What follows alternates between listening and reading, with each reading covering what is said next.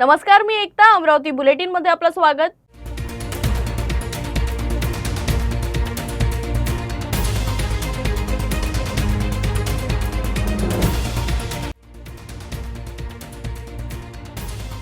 पाण्यानं भरलेल्या खड्ड्यात पडून 3 वर्षाच्या चिमुकलीचा करुण अंत. अमरावती जिल्ह्याच्या चिखलदऱ्यातील कोरडा गावातील घटना. जल जीवन मिशनच्या कामासाठी खोदण्यात आला होता खड्डा.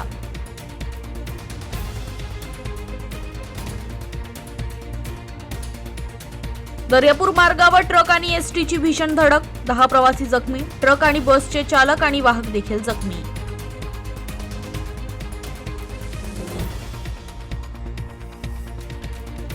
आणि अमरावती शहरात हेल्मेट सक्तीच्या पार्श्वभूमीवर बनावट हेल्मेट विक्रीचा पर्दाफाश. लॉजवर धाड टाकून हजारो बनावट हेल्मेट जप्त. शहर वाहतूक पोलीस आणि आरटीओ विभागानं संयुक्त कारवाई करत तिघांना घेतलं ताब्यात. यूसीएनच्या बातमीनंतर करण्यात आली कारवाई.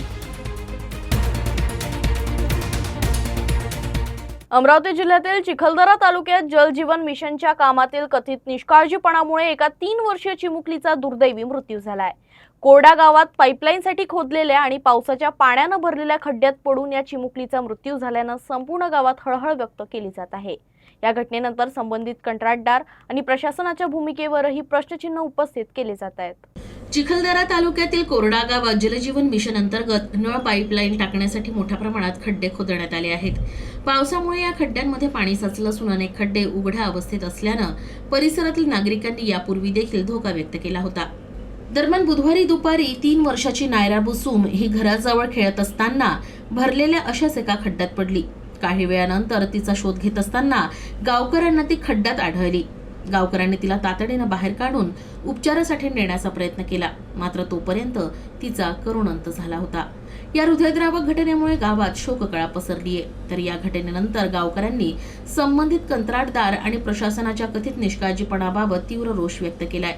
पावसाळ्यात अशा उघड्या खड्ड्यांमुळे नागरिकांच्या जीवाला धोका निर्माण होत असल्यानं ते तातडीनं बुजवण्यात यावे आणि आवश्यक सुरक्षेची उपाययोजना करावी अशी मागणी गावकऱ्यांनी केली आहे. भाजपचे माजी आमदार तथा जिल्हाध्यक्ष प्रभुदास बिलावेकर यांनी या घटनेवर तीव्र संताप व्यक्त केलाय. ही घटना अत्यंत दुर्दैवी असून लोकांच्या निष्काळजीपणामुळेच हे घडल्याचं ते म्हणालेत. या घटनेला जबाबदार असणाऱ्या अधिकाऱ्यांवर आणि संबंधितांवर प्रशासनाने तात्काळ कडक कारवाई केलीच पाहिजे अशी थेट मागणी त्यांनी केली. तर दुसरीकडे काँग्रेसचे ज्येष्ठ नेते सुनील देशमुख यांनी कंत्राटदारावर सदोष मनुष्यवादाचा गुन्हा दाखल करण्याची आणि पीडित कुटुंबाला तात्काळ 10 लाख रुपयांची आर्थिक मदत करण्याची मागणी केली आहे. एक 3 वर्षाची मुलगी मरते आणि तिचा मृत्यू होतो, पण प्रशासन त्याच्यावर कोणतीही त्याची गांभीर्याने दखल घेत नाही. आणि माझी मागणी आहे की सरकारने तातडीने या मुलीच्या आईवडिलांना कॉम्पन्सेशन द्यावं. त्यांना कमीत कमी 10 लाख रुपये त्यांनी या प्रसंगी दिले पाहिजे आणि पुन्हा या घटना घडणार नाहीत याबाबत त्यांनी एक खबरदारी घेतली पाहिजे आणि त्या ठेकेदारावर सदोष मनुष्यवधाचा गुन्हा दाखल व्हावा. तसंच ज्या अधिकाऱ्याच्या अखत्यारीत हे काम होतं त्या अधिकाऱ्याला सुद्धा तातडीने त्यांच्या निलंबनाची कारवाई करावी आणि प्रशासनाने याची गांभीर्याने दखल घेऊन तातडीने याच्यावर कारवाई करावी अशी मी मागणी या प्रसंगी करत आहे.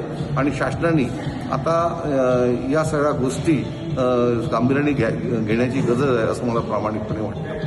कोरडा गांव में आज जो दुर्दैवी घटना हुआ, एक 3 साल की बच्ची जल जीवन मिशन के जो काम चालू थे, गड्ढा उन्होंने खोद के रखा, उस गड्ढे में गिरकर उनका दुर्दैवी मौत हो गया. उसकी वजह से पूरे कोरडा गांव में एक शोक पसर गया और पूरी तरफ दुख का लहर है. और ऐसा दुर्दैवी घटना नहीं होना चाहिए, लेकिन कुछ लोगों के हलगर्जीपना की वजह से हुआ. तो ऐसे जो जल जीवन मिशन हो गया, जो भी अधिकारी कर्मचारी होगा, मैं शासन से मांग करता हूँ कि इनके ऊपर कड़क कार्रवाई हो, कठोर कार्रवाई हो और ऐसी घटना का पुनरावृत्ति ना हो, यही मैं अपेक्षा करता हूँ. अमरावती जिल्ह्यात दर्यापूर अमरावती मार्गावर आज सकाळी भीषण अपघात झाला. लखापूर गावाजवळ एसटी बस आणि ट्रकची समोरासमोर जोरदार धडक झाली. यात चालक आणि वाहकांसह 8 ते 10 प्रवासी गंभीर जखमी झाले आहेत. अपघातानंतर पोलीस आणि रुग्णसेवकांनी तातडीनं मदत कार्य सुरू करत जखमींना रुग्णालयात दाखल केलं. दर्यापूर अमरावती मार्गावरील लखापूर गावाजवळ सकाळी 6:30च्या सुमारास एसटी आणि ट्रकची भीषण धडक झाली. या अपघातात बसचे चालक वाहक आणि ट्रकचे चालक वाहक तसंच बसमधील जवळपास 10 प्रवासी गंभीर जखमी झाले, तर काही प्रवाशांना किरकोळ दुखापत झाली. अपघाताची माहिती मिळताच पोलीस आणि रुग्णसेवकांनी घटनास्थळी धाव घेत बचाव कार्य सुरू केलं. जखमींना तातडीनं उपजिल्हा रुग्णालयात दाखल करण्यात आलं. अपघाताची तीव्रता इतकी होती की ट्रक चालकाचे दोनही पाय केबिनमध्ये अडकले. बचाव पथकानं ट्रकची काच फोडून चालकाची सुटका केली. उपजिल्हा रुग्णालयात सर्व जखमींवर प्राथमिक उपचार करण्यात आले, तर गंभीर जखमींना पुढील उपचारासाठी जिल्हा रुग्णालयात हलवण्यात आलं. अमरावती शहरातील MD अर्थात मेफेड्रॉन ड्रग्ज तस्करी प्रकरणात गुन्हे शाखेला मोठं यश मिळालंय. नागपुरी गेट पोलीस ठाण्याच्या हद्दीतील गुन्ह्याचा तपास करत गुन्हे शाखेच्या युनिट 1 नं थेट मध्य प्रदेशातील इंदूरमध्ये धडक देत एका आंतरराज्यीय ड्रग्ज तस्कराला अटक केलं. आरोपीकडून सुमारे 20.5 ग्राम MD ड्रग्ज जप्त करण्यात आलं आहे. नागपुरी गेट पोलीस ठाण्याच्या हद्दीत उघडकीस आलेल्या MD ड्रग्ज प्रकरणाचा तपास करताना अमरावती गुन्हे शाखेच्या युनिट 1 ला महत्त्वाचे धागेदोरे मिळाले. त्यानंतर पोलिसांनी थेट मध्य प्रदेशातील इंदूर इथं कारवाई करत मोहम्मद युनुस मोहम्मद रमजान याला अटक केली. यापूर्वी 23 जुलै रोजी गुन्हे शाखेनं पाटीपुरा येथील मोहम्मद सईद मोहम्मद शारिफ याला अटक केली होती. त्याच्याकडून 214 ग्राम MD ड्रग्जसह सुमारे 51 लाख रुपयांचा मुद्देमाल जप्त करण्यात आला होता. या आरोपीच्या चौकशीतून ड्रग रॅकेटचे धागेदोरे थेट इंदूर पर्यंत पोहोचल्याचं उघड आलं. त्यानंतर अमरावती पोलिसांनी तांत्रिक विश्लेषण आणि मोबाईल लोकेशनच्या आधारे इंदूर गाठून खजराना परिसरातील दाऊदी नगर इथं सापळा रचला. स्थानिक पोलिसांच्या मदतीने आरोपीच्या घराची झडती घेतली असता 20.5 ग्राम मेफेड्रॉन जप्त करण्यात आले. प्राथमिक चौकशीत हा अंमली पदार्थ विक्रीसाठी बाळगल्याची आरोपीनं कबुली दिल्याची माहिती पोलिसांनी दिली. कायदेशीर प्रक्रिया पूर्ण केल्यानंतर आरोपीला पुढील तपासासाठी अमरावती पोलिसांच्या ताब्यात देण्यात आलं असून या ड्रग्ज रॅकेटमधील इतर आरोपींचा शोध सुरू आहे. अमरावती शहरात हेल्मेट सक्तीच्या पार्श्वभूमीवर बनावट हेल्मेट विक्रीचा मोठा पर्दाफाश झालाय. शहर वाहतूक पोलीस आणि RTO विभागानं संयुक्त कारवाई करत शीतल लॉजवर धाड टाकून हजारो संशयित बनावट हेल्मेट जप्त केले असून तिघांना ताब्यात घेतलंय. तपासणी अहवालानंतर संबंधितांवर पुढील कायदेशीर कारवाई केली जाणार आहे. बुधवारी रात्री उशिरा शहर वाहतूक पोलीस आणि RTOनं संयुक्त कारवाई करत शीतल लॉजवर धाड घातली. या कारवाईत हजारो बनावट हेल्मेट जप्त करण्यात आले, तर तिघांना चौकशीसाठी ताब्यात घेण्यात आलं. अमरावती शहरात गेल्या आठवड्यापासून हेल्मेट सक्तीची अंमलबजावणी सुरू झाल्यानंतर शहरातील प्रमुख चौक आणि रस्त्यांवर मोठ्या प्रमाणात हेल्मेटची विक्री सुरू होती. अवघ्या 300 रुपयात हेल्मेट विकलं जात असल्यानं अनेक नागरिकांनी ती खरेदी केली होती. चौकशीत हे हेल्मेट विकणारे सर्व बिहारचे रहिवासी असून रेल्वे स्थानक आणि बस स्थानक मार्गावरील शीतल लॉजमध्ये वास्तव्यास असल्याची माहिती पोलिसांना मिळाली. त्यानंतर पोलिसांनी लॉजवर धाड घालून मोठ्या प्रमाणात हेल्मेट जप्त केले. पोलिसांनी हेल्मेटची प्राथमिक तपासणी केली असता काही हेल्मेट खाली आपटताच फुटले, तर हेल्मेटवर ISI मार्क असला तरी संबंधित कंपनीची ऑनलाईन पडताळणी केली असता त्यांची माहिती उपलब्ध न झाल्यानं हे हेल्मेट बनावट असल्याचं निष्पन्न झालंय.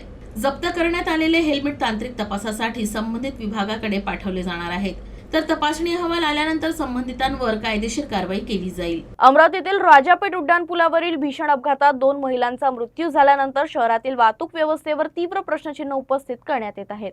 या पार्श्वभूमीवर प्रहार संघटना आणि राष्ट्रवादी युवक काँग्रेस शरद गटातर्फे जिल्हाधिकारी कार्यालयात निवेदन देत हेल्मेट सक्तीला विरोध दर्शवला. शहरातील मूलभूत वाहतूक समस्या सोडवण्याशिवाय केवळ हेल्मेट सक्तीनं अपघात रोखता येणार नाही, अशी भूमिका आंदोलकांनी मांडली आहे.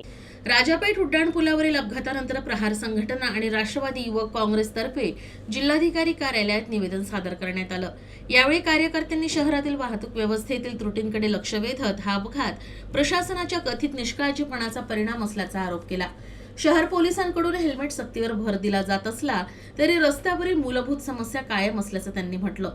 निवेदनात नो एंट्रीच्या वेळेतही जड वाहनांची शहरातून होणारी वाहतूक, अरुंद रस्त्यांवरील अतिक्रमणं, अपुरी आणि बिघडलेली सिग्नल व्यवस्था तसंच अनियंत्रित जड वाहतुकीमुळे नागरिकांच्या जीवाला धोका निर्माण होत असल्याचं नमूद करण्यात आलं. या सर्व समस्या कायम असताना केवळ हेल्मेट सक्ती करून असा मुद्दा आंदोलकांनी उपस्थित केला. तर शहरातील वाहतूक व्यवस्था तातडीनं सुधारावी, जड वाहनांवर प्रभावी नियंत्रण आणावं, अतिक्रमणं हटवावीत आणि सिग्नल व्यवस्था सुरळीत करावी आणि त्यानंतरच हेल्मेट सक्तीची प्रभावी अंमलबजावणी करावी, अशी मागणी यावेळी करण्यात आली. काल नुकताच एक राजापेठला अपघात झाला. त्यामध्ये आमच्या 2 महिलांना दुखापत झाली व त्यांचा मृत्यू झाला. याला सुद्धा कारण हेल्मेट असू शकतं, कारण की नवीन झालेलं आहे, त्यांना ते पुन्हा त्याला हेल्मेटची सहमत नसल्यामुळे किंवा एक तो रुजला नसल्यामुळे त्यांना ते प्रॉब्लेम झाला व ती घटना घडली. शहरात वाहतुकीची अशी व्यवस्था आहे की दुपारी किंवा हे असताना म्हणजे वाहतूक बंदी असताना मोठ्या वाहनांना तरी पण सर्रासपणे शहरात वाहने चालू राहतात. मग याला जबाबदार कोण? शहरातील स्पीड ब्रेकर काही त्याला म्हणजे स्पेसिफिकेशनच नाही, कसे कुठे कसे टाकलेले आहे ते सुधारित असले पाहिजे. की हेल्मेटमुळं फक्त समोरचं दिसलं, आजूबाजूचं दिसलं नाही आणि आवाजसुद्धा कमी आला त्याच्या हॉर्नचा, म्हणून त्या महिलांचा दुर्दैवी मृत्यू झाला आहे.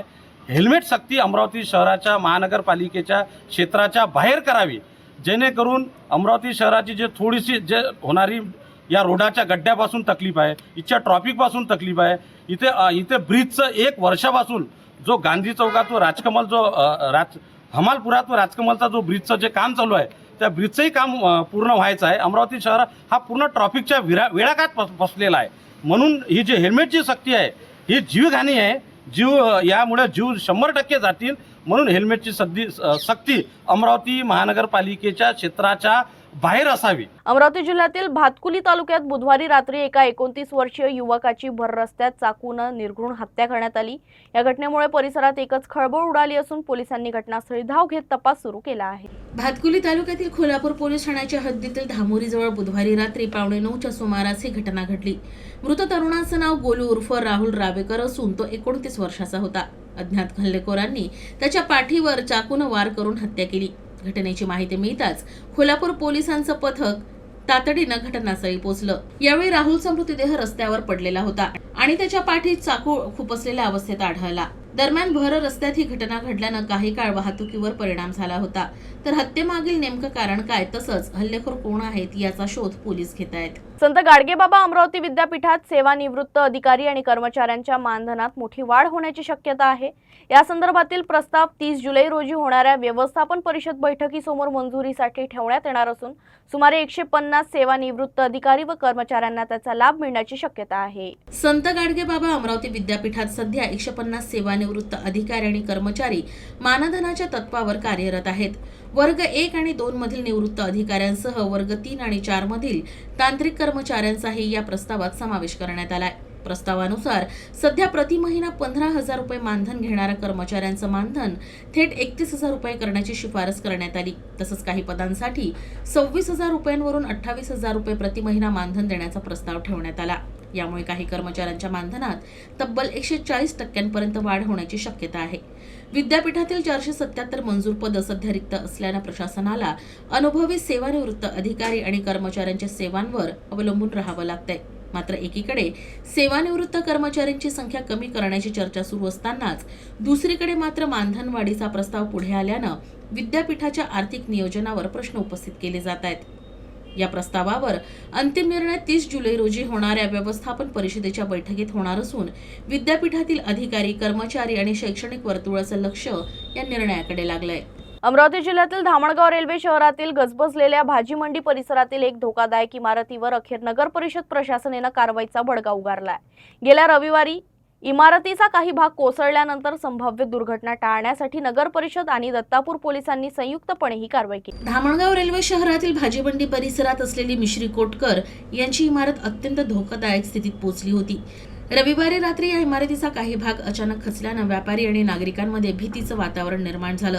घटनेनंतर नगर परिषद प्रशासनानं तातडीनं संपूर्ण परिसरात बॅरिकेड्स लावून नागरिकांची ये-जा बंद केली. त्यानंतर इमारत मालकाला नियमानुसार 24 तासांची अंतिम नोटीस बजावण्यात आली. नोटीसची मुदत संपताच नगर परिषदेचं पथक जेसीबी आणि कामगारांसह घटनास्थळी पोहोचलं. कारवाई दरम्यान कोणतीही अनुचित घटना घडू नये म्हणून दत्तापूर पोलिसांचा कडक बंदोबस्त तैनात करण्यात आला. भाजीमंडी हा शहरातील अत्यंत वर्दळीचा परिसर असल्यानं ही इमारत कधीही कोसळून मोठी जीवितहानी होण्याची शक्यता होती. संडेला संध्याकाळी आपल्याकडे मेन लाईनमध्ये मिश्री कोटकर यांची बिल्डिंग मागच्या साईडनी पूर्णपणे खचली पडली आणि त्याचा जो समोरचा भाग आहे तो अत्यंत धोकादायक बनला होता.